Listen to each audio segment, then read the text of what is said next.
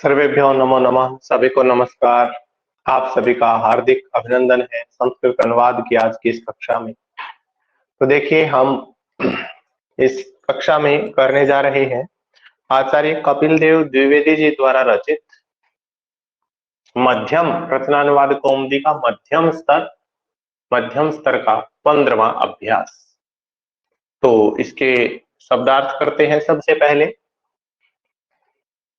पाकः पचना, उपदेशः उपदेश, शयनम सोना, गमनम जाना, पठनम पढ़ना, दानम दान, वस्त्रम वस्त्र, आयुष्यम कुशलम भद्रम। ये तीनों के तीन जो है ये आशीर्वाद के अर्थ में आते हैं। कुशल हो, है ना, मंगल हो, भला हो इत्यादि हम जो कहते हैं ना हरियाणा में भला हो इसका, तो वो आयुष्यम कुशलम भद्रम तीनों शब्द प्रयोग में आते हैं आशीर्वाद अर्थ।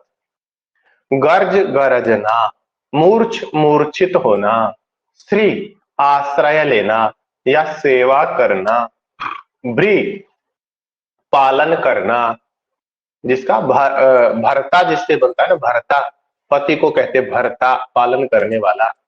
तो श्री चलना, वे बुनना, भूयात होवे आशीर्वाद देना अर्थ में, समक्षम सामने, मध्य बीच में, अंतः अंदर, अंतरे अंदर, शम कुशल हो, तुल्य सदृश, समः तीनों का अर्थ है तुल्य।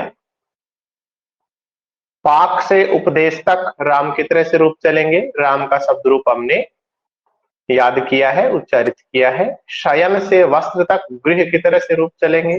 गर्ज से वे तक भवती की तरह से रूप चलेंगे। अब देखिए यहां पर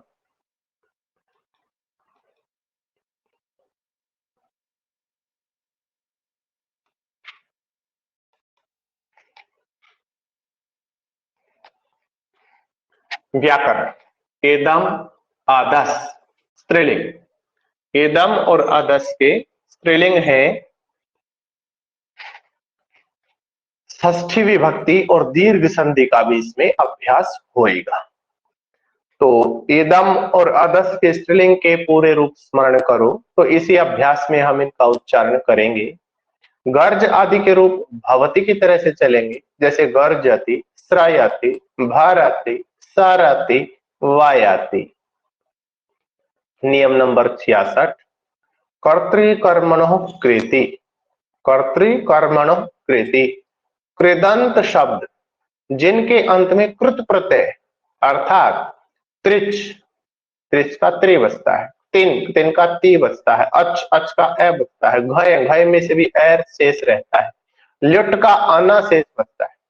तो आदि हो, अर्थात कृदंत कौन से होते हैं? जिनके अंत में कृत प्रत्यय हो। कुछ उदाहरण लिख दिए इसमें कृत प्रत्ययों के, जैसे त्रिच, तिन, अच, घय, ल्युट आदि। तो कृदंत शब्द के कर्ता और कर्म में कृदंत शब्द कौन से होंगे? जिसके अंत में कृत प्रत्यय हो। ठीक है, तो कृदंत शब्द के ऐसा शब्द जिसके अंत में कृत प्रत्ययों में से कोई प्रत्यय आया हुआ, वो कृदंत शब्द कहलाएगा। तो कृदंत शब्द के कर्ता और कर्म में षष्ठी होती है। कृदंत शब्द के कर्ता और कर्म में षष्ठी होती है। देखिए हम कारक पढ़ ही रहे हैं, ठीक है। आज की कक्षा में भी हम द्वितीया पढ़ेंगे, द्वितीया का कुछ अभ्यास करेंगे, है ना। तो कारक में भी ये चीजें काम आएंगी और अनुवाद में भी कारक काम आएंगे। एक दूसरे से जुड़े हुई हैं सब चीजें, तो हमें सबको साथ समझना होता है। तो यहां पर देखो, जैसे शिशोः शयनम, बच्चे का सोना। यहां पर कुता प्रत्यय है शयनम में, इसलिए यहां पर षष्ठी विभक्ति हुई है शिशु में, शिशोः शयनम। रामस्य गमनम, राम का जाना। पुस्तक पढ़ता है, इस प्रकार के वाक्यों का दो प्रकार से अनुवाद होता है। पुस्तकम पठति, पुस्तक को पढ़ता है, या फिर पुस्तकस्य पठनम करोति, पुस्तक का पठन करता है। स्मरण रखें कि धातु का कृदंत रूप बनाने पर उसके साथ षष्ठी होगी और शुद्ध धातु के साथ द्वितीया होगी। जैसे शुद्ध सीधी धातु है पठ, पठति, तो द्वितीय पुस्तकम पठति। लेकिन पठ को हमने कृदंत बना दिया, पठनम बना दिया पठ का, तो फिर पुस्तक में षष्ठी हो गई, पुस्तकस्य पठनम करोति। तो इसलिए कहा है धातु का कृदंत रूप बनाएंगे तो उसके साथ षष्ठी होएगी। हमने पठ, पठ धातु थी उसका कृदंत रूप बना दिया, पठनम बना दिया, तो पुस्तकस्य हो गया। और यदि शुद्ध धातु जैसे पठ धातु है सीधी, तो पठते बन गया, तो इसमें द्वितीय रह गई। ये बात यहां कही है। आगे है कृते, लिए, समक्षम, मध्य, अंतः और अंतरे, इनके साथ षष्ठी होती है। जैसे भोजनस्य कृते, भोजन के लिए, गुरोः समक्षम, गुरु के सामने, छात्राणाम मध्ये, छात्रों के बीच में, गृहस्य अंतः, घर के अंदर, गृहस्य अंतरे, घर के अंदर, दूरांतिकार्थ षष्ठी अन्यतरस्याम। कल भी हमने इस सूत्र को पढ़ा था, है ना। दूर और अंतिक अर्थ वालों के साथ कौन कौन सी विभक्तियां हो जाती हैं? द्वितीया, तृतीया, पंचमी और सप्तमी, है ना। दूर और समीपवाची शब्दों के साथ षष्ठी और पंचमी दोनों होती है। ग्रामस्य, ग्रामात व दूरम, यहाँ पर षष्ठी और पंचमी लिख रहा है, तो उनको हम देख रहे हैं।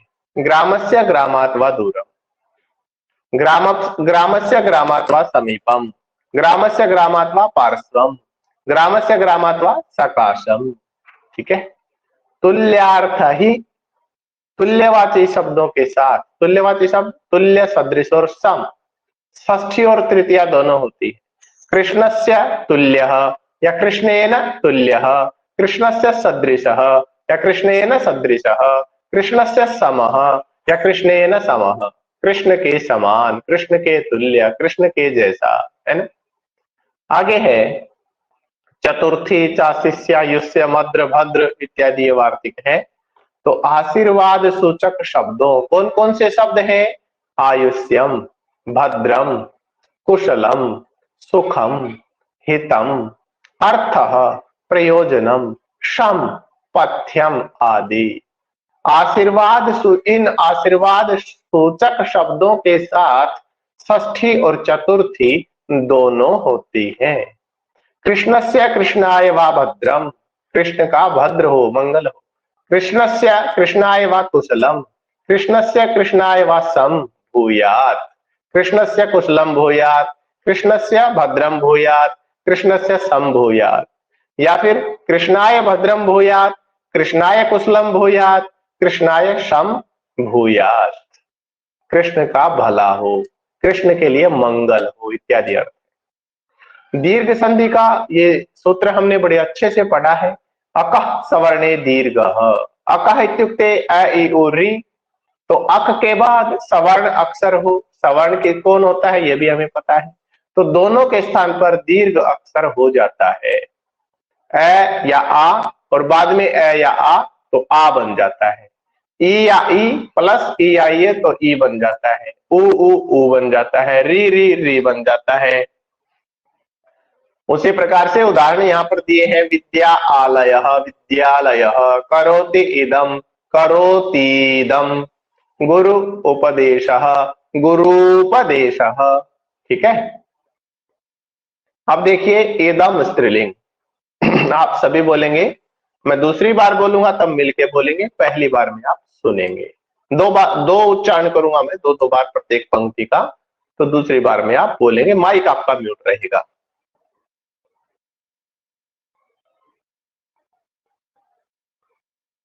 हाँ, सगुन जी अनुवाद के लिए जो है ना रचनानुवाद कौमुदी है, 3 स्तर है। मैसेज आया है सगुन जी का कि कौन सी पुस्तक है, तो अनुवाद के लिए आचार्य कपिल देव द्विवेदी जी द्वारा रचित रचनानुवाद कौमुदी, इसके 3 स्तर हैं, प्रारंभिक, मध्यम और प्रौढ़। हम तीनों करेंगे।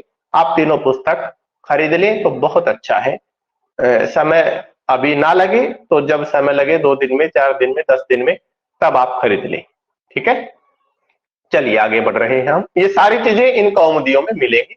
हम बिल्कुल मेंशन भी कर रहे हैं कि ये कौन सी कौमुदी का कौन सा अभ्यास है। जैसे आज मध्यम स्तर का ये हम 15वां अभ्यास कर रहे हैं। ठीक है। तो हम सभी के सारे अभ्यास करेंगे 1 से लेकर अंत तक।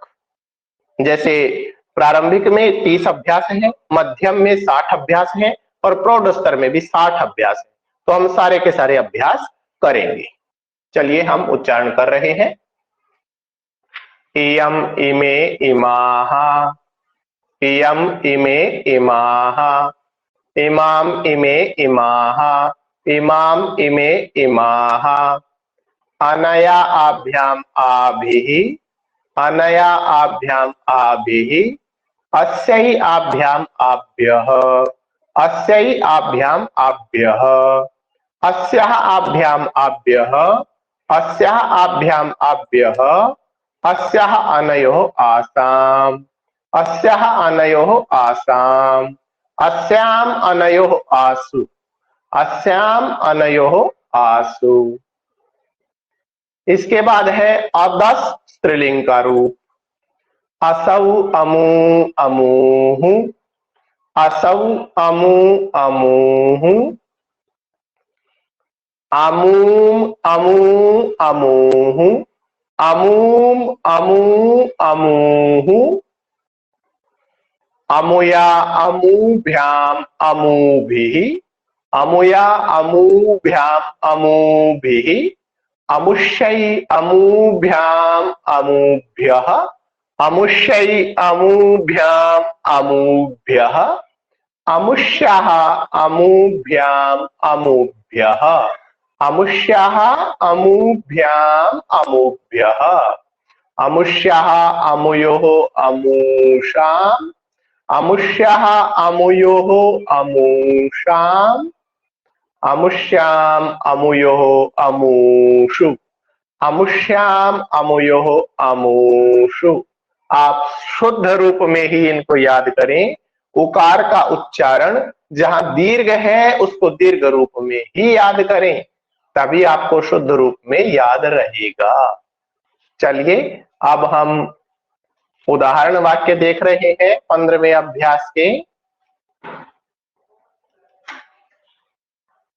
बच्चे का सोना, शिशोः शयनम, पुस्तक का पढ़ना, पुस्तकस्य पठनम, धन का दान, धनस्य दानम, भोजन के लिए, भोजनस्य कृते, घर के अंदर, घर के अंदर, गृहस्य मध्ये, गृहस्य अन्तः, गृहस्य अंतरे।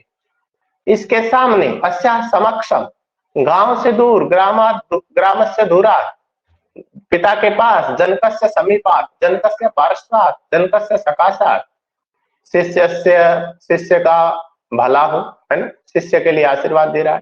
तो शिष्यस्य आयुष्यम, शिष्यस्य भद्रम, शिष्यस्य कुशलम, शिष्यस्य सम भूयात्, शिष्यस्य आयुष्यम भूयात्, शिष्यस्य भद्रम भूयात्, शिष्यस्य कुशलम भूयात्, शिष्यस्य सम भूयात्।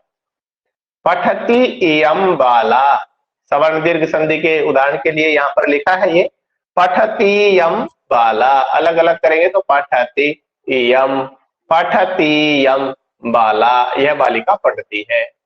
स्मरतु उपदेशम, स्मरतु उपदेशम, उपदेश को याद करो, स्मरतु उपदेशम। वसति हेयं बाला, वसति इह इयं, इसके टुकड़े करोगे, वसति इह इयं, इह इयं बाला वसति, यहाँ यह लड़की रहती है। इह यहाँ, इयं यह, बाला लड़की, वसति रहती है, यहाँ यह लड़की रहती है। मेघा गर्जन्ति, बादल गरजते हैं। वस्त्रम वयति, वस्त्र बुनता है। शिशु मूर्छति, शिशु मूर्छित होता है। शिष्य गुरुम श्रयति, शिष्य गुरु का आश्रय लेता है। जनकः पुत्रम भरति, पिता पुत्र का भरण पोषण करता है। वायुः सरति, हवा बहती है। अब इन वाक्यों का हम संस्कृत अनुवाद बना रहे हैं और इन्हीं का आगे संस्कृत अनुवाद बना हुआ होगा, उनका हम वापिस हिंदी अनुवाद बनाने का अभ्यास करेंगे इसी कक्षा में। तो इस लड़की का पढ़ना उसे अच्छा लगता है। अस्याः बालिकायाः पठनम, अस्याः बालिकायाः पठनम तस्मै रोचते, उसे अच्छा लगता है। रुच धातु के योग में चतुर्थी होती है। तस्मै रोचते, उस कन्या का खाना पकाना इसे अच्छा लगता है। तस्याः कन्यायाः भोजन, या तो पाकः कहो, भोजन पाकः, तस्याः कन्यायाः भोजन पाकः अस्मै रोचते, इस लड़की का जाना देखो। अस्याः बालिकायाः गमनम पश्य, अस्याः बालिकायाः गमनम पश्य, उस बालिका का सोना देखो। तस्याः बालिकायाः शयनम पश्य, इस गुरु का उपदेश कैसा है। अस्य गुरोः उपदेशः कथम अस्ति, यह कन्या धन का दान करना चाहती है। इयं कन्या धनस्य दानम कर्तुम इच्छति, अध्ययन के लिए गुरु के सामने जाओ। अध्ययनस्य कृते गुरोः समक्षम गच्छ, भोजन के लिए घर के अंदर जाओ। भोजनस्य कृते गृहस्य अन्तः गच्छ, गांव के समीप या दूर से। ग्रामस्य पार्श्वात् दूरात् वा, इस लड़की के लिए फूल लाओ। अस्याः अस्यै बालिकायै, इस लड़की के लिए अस्यै बालिकायै पुष्पाणि आनय, राम के तुल्य कोई नहीं है। रामेण तुल्यः कोऽपि नास्ति, इस बालक का कुशल हो। कुशलम अस्मै बालकाय, या अस्य बालकस्य कुशलम भूयात्, इस लड़की की ये पुस्तकें हैं। अस्याः बालिकायाः इमानि पुस्तकानि सन्ति, यह बादल गरजता है। मेघ, अयं मेघः गर्जति, पुत्र मूर्छित होता है। पुत्रः मूर्छितः भवति, यह बालक पिता का आश्रय लेता है। अयं बालकः पितुः या पितरम आश्रयति, या पितुः आश्रयं गृह्णाति। अयं बालकः पितुः आश्रयं गृह्णाति, राजा प्रजा का पालन करता है।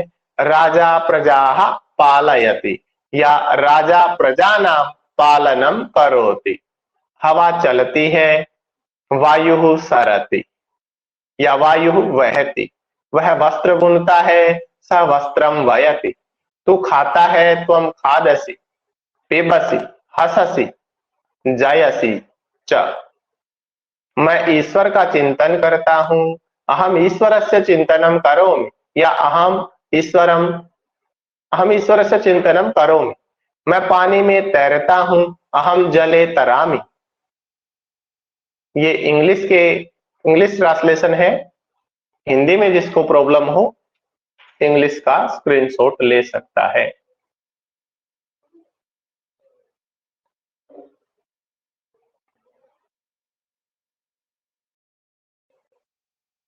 इसके बाद आप देखेंगे ये संस्कृत बनी हुई है, हम इसका हिंदी अनुवाद बना रहे हैं। तो अस्याः बालिकायाः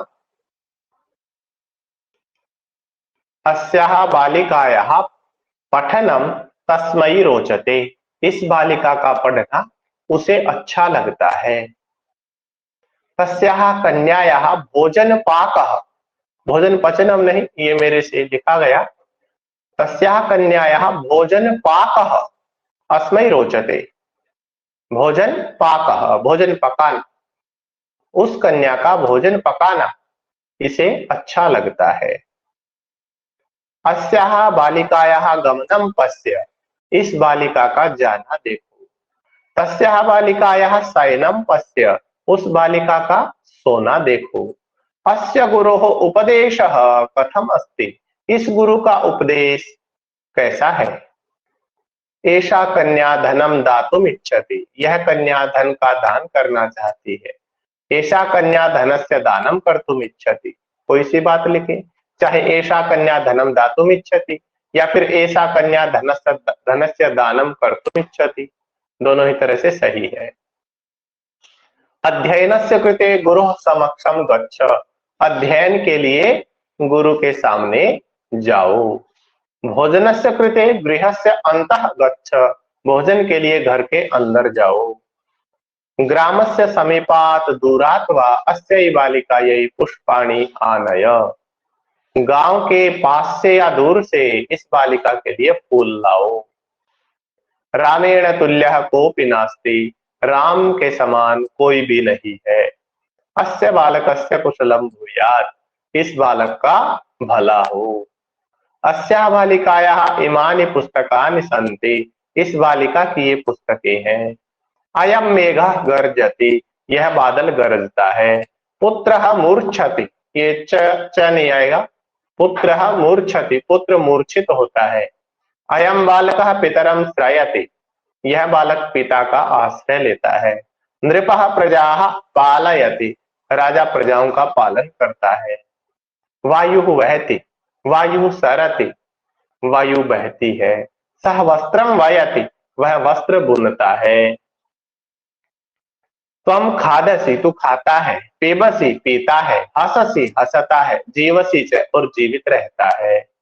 अहम ईश्वरम चिंतयामि, मैं ईश्वर का चिंतन करता हूँ। अहम जले तरामि, मैं जल में तैरता हूँ। तो हमारी अनुवाद की आज की कक्षा यहीं पर पूर्णता को प्राप्त होती है और हम फिर मिलते हैं अगली कक्षा में। तब तक के लिए आप